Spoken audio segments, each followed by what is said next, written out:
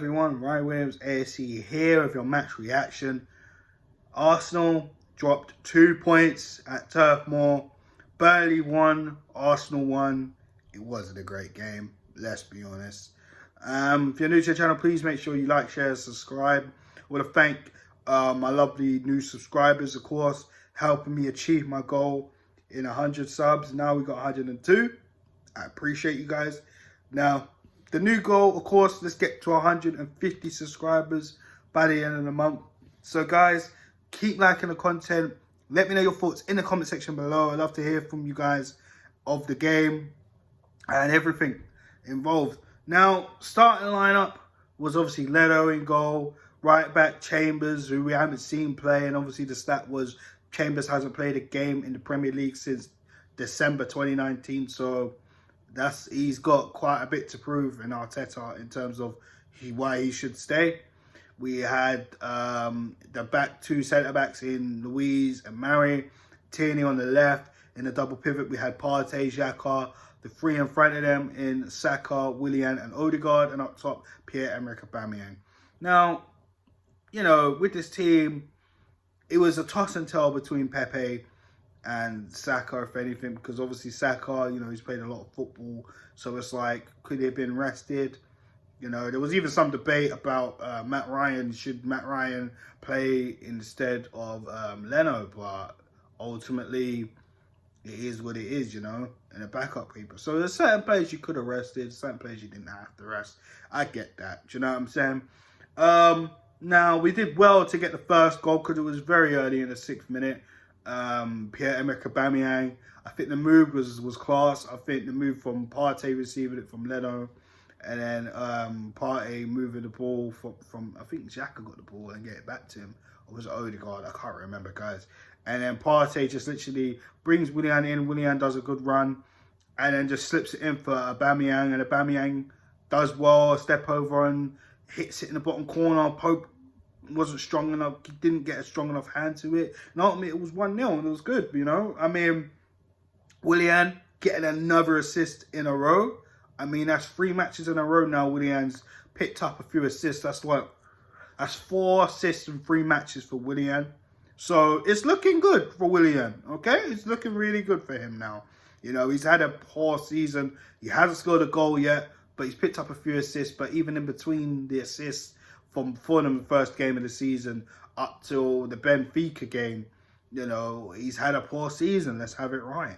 Do you know what I mean?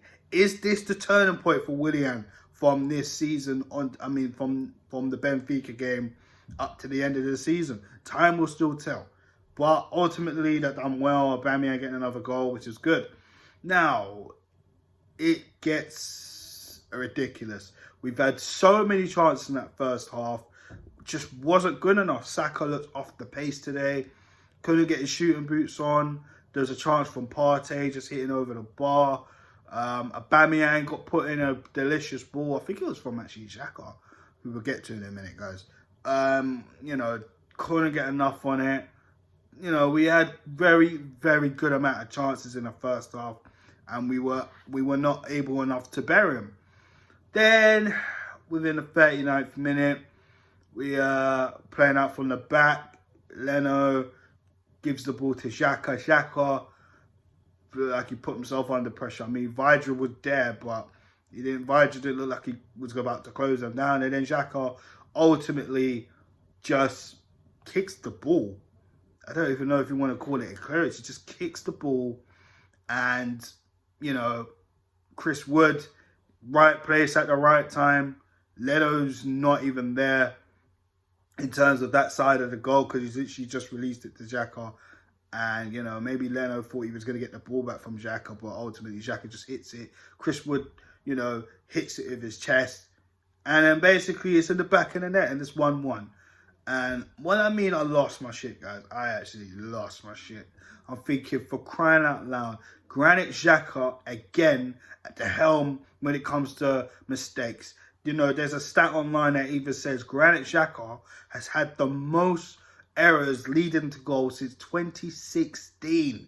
2016. We've put up with this crap for so long from Granit Xhaka. Ultimately outlasted 2 managers And you know what? You know, depending on how the season goes, I don't know what Arsenal are going to do with Mikel Arteta. You know, we're going to talk on Arteta a little bit into the end of the video. If Xhaka somehow outlasts Arteta, I'll be shocked. And on top of that, you've got to remember, Arteta saved this guy. This guy was virtually on the plane to Germany to sign for Hertha Berlin. But Arteta convinced him to stay. Oh. And I said to you guys a while ago, that was the first red flag for me with Mikel Arteta. We had this guy who's consistently cost us something year in, year out. And, you know, he saved him. That was the first red flag. You know, he's had a few games this season where, you know, Xhaka's looked decent. He's played well. Even the Leicester game, I actually praised him. I said, yeah, Xhaka did well. You know, he didn't really do anything wrong, I thought. But today, he just turned back into Xhaka. And this is why you can never really get confident with Xhaka going forward. I see some people blame Leno, saying Leno should have cleared it out. Leno should know better. You know, I mean, to be honest with you, how do you blame Leno? Xhaka should have cleared that. Xhaka saw two people when he ran in to take the ball from Leno. Leno could have kicked it, but he chose Xhaka because Xhaka showed for the ball. Xhaka saw two people there, and he just decided. I mean, honestly, I've calmed down somehow, but I was so angry, guys. I was so angry. Now let's get into the second half, and this is where I started to get even more annoyed. Now, Burnley did what they did. They came out, they started to attack us a little bit. Obviously, we tried to create some chances also, weren't good enough. Pepe came on. I mean, ultimately, he came on for Willian. I felt Saka should have come off, because I felt Saka was poorer out of him and Willian, if I'm honest. Saka just won a good game for Saka today, let's be honest. We saw Odegaard come off for Lacazette, which I thought, what are you doing? Odegaard is the only creative player that we have on the pitch, you know, in the centre. What are you doing? He links up to play well. He's fast, he's agile, he's quick. He knows how to pass the ball. I mean, what are you doing? What are you doing? That is suicide. So for me, that really annoyed me even more. I mean, we should have got a penalty. There was a situation in the box where Pepe was up with, I think it was Peters. I think that was his name. And ultimately, you know, he's kicked the ball and, you know, he's basically blocked the ball with his hand. VAR didn't check that. We had Peter Walton basically say that is a penalty, but, you know, we didn't get it. They didn't VAR it or anything. You know, there was two chances. He pretty much handballed it, or ball to hand, whatever you call it. But, you know, in the other game against Spurs, we saw that happen. And then ultimately, you know, in a Fulham build-up to a goal, and obviously Fulham's goal was disallowed for that. So I don't really get why we weren't able to get a penalty, unless someone knows. Explain in the comment section, guys, because that peed me off. I'm not going to blame that for the loss, as I've seen a few people online do. I just think ultimately we did take our chances. But yeah, the substitutions, and how can I forget the one that peed me off the most? Partey coming off for Danny Ceballos. Now, I've got nothing against Danny Ceballos personally, but if Ceballos could get taken off for basically putting Benfica in the lead or back into the game on last week, then surely Granit Xhaka should get taken off. No. Granit Xhaka stays for the rest of the game. Honestly, I mean, look, like I said, this manager has got a lot to do to try and convince me, because I'm fed up with this rubbish. I'm fed up with the fact that you're out here making these stupid decisions. Yes, I know we got to think about Thursday, but it's Saturday today. It's not Sunday. Why in the blue hell is Odegaard getting taken off?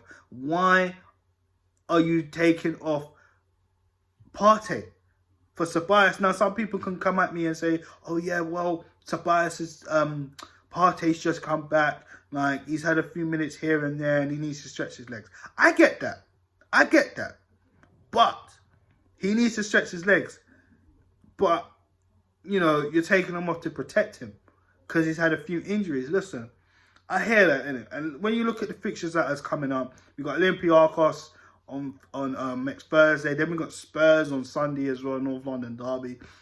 You know, the next 3, I'd say 4, because you know, people, I'm not talking about West Ham, that West Ham fixture. That's important too. But to be honest with you, with the way we dropped the points today, and ultimately with, you know, I think Villa got 2 games in hand over us. Villa play on Friday. I mean, it's so difficult for us to even try and get back in to the European spots, because ultimately we got to rely on other people messing up as well as ourselves trying to do better. But yeah, I mean, the last 5 minutes, everybody hitting the post. Pepe missed a sitter as well. How could I forget that? There was another appeal for a penalty. It might have been a handball. VAR. I mean, the referee sent the player off, but they checked VAR. He didn't go to the screen, but obviously we spoke for a headset. It was kind of the right decision. It did hit the player on the shoulder, you know, which is not a direct handball. So obviously that decision was reversed. But a lot of us were kind of thinking, so hold on, wait, if that was reversed, then, you know, and he was given a yellow, so what's up? What happened there? But I don't know, innit? It is what it is. Guys, let me know your thoughts in the comment section on that situation also. But yeah, we hit the bar, we hit the post. It just wasn't our day. Listen, this manager is not giving a lot of people much hope, you know, by, you know, and someone put it rightly on the watching. Shout out to Sam Greenwood. He said it ultimately the right thing. With Arteta, he'll to make 1 step forward and take 2 steps back. And with the substitutions, it was actually awful. Where is Gabriel Martinelli? Now, I've been the biggest person out here saying maybe he's protecting him because he has suffered a few injuries this season. But ultimately, we haven't seen him we haven't seen him play since Manchester United at home, and that was what, a little bit over a month ago now. So I can see why a lot of us are getting worried, because I'm worried too. I was always worried, but I always wanted it to believe that it might be an injury issue, it might be something else. But honestly, Martinelli needs to get back in the side. It's as simple as that. Listen, Saka might be off the pace for this game. You know, Saka's been our best player, but we need to be seeing Martinelli. We need answers, Mikel. We need answers. But yeah, I'm gonna wrap this video up anyways, guys. I'm just so disappointed in that performance today. It wasn't good enough. Should have took our chances in the first half. You know, yeah, we didn't get the penalty, but I'm more looking at the chances. I'm more looking at the manager and the substitutions. I'm more looking at Granit Xhaka making the same Xhaka mistake as he usually does. And 2 points dropped. And let's face it, we're gonna stay 10th, even if Wolves and Leeds win their games. You know, because ultimately we got a better goal difference from Leeds. They're on -1. We're on 7. So unless Leeds win like 8-0 or something, then yeah, we can be worried. But that's not gonna happen. Let's be honest, guys. So yeah, but 2 points dropped. I'm not happy with anyone right now. I think when it comes to, you know, man of the match and worst player of the match, I'm gonna think of a new line for that. But yeah, or I could call it crap of the match. Could do that, but we'll talk. We'll negotiate, guys. But yeah, man of the match for me. If I really had to pick someone, do you know what? I'm probably going to have to give it to one of the defenders. I'm going to give it to Mari, only because we looked solid with him there. You know, he wasn't even a part of that horrific Xhaka situation. But ultimately, he looked very good today. I think Chambers looked good as well. I think everybody looked good, barring Saka. I mean, Saka, Xhaka, that was it. I think those two were probably... Tierney didn't really have a good game either. Aubameyang seemed to disappear once he went out on that left wing. I mean, yeah, he got the touches of the ball, but he wasn't really doing anything threatening-wise. I think, personally, that's about it, guys. But ultimately, you know who the worst player on the pitch was today. Granit Xhaka, 1,000,000%. You know, Saka had a poor game, like I just said. Tierney had a poor game. But Xhaka, by literally deducting the 2 points which we had, because Burnley didn't look like they were going to score at that point, you know, you just gave them the confidence, and then they started pushing on. And then Burnley did what Burnley does. You know, we're near to the end of the game, have everybody behind the ball and frustrate Arsenal and trying to score. And ultimately, that was it. But yeah, guys, thanks for checking out this video, of course. Please like, share, and subscribe to the channel. I'm trying to get to 150 subscribers by the end of the month, guys. So please share the content. Let me know your thoughts in the comment section. And please like this video. And I'll be back with the match preview to Olympiacos coming up. Then we got Spurs and Olympiacos again. So, guys, stay tuned for more content. Peace.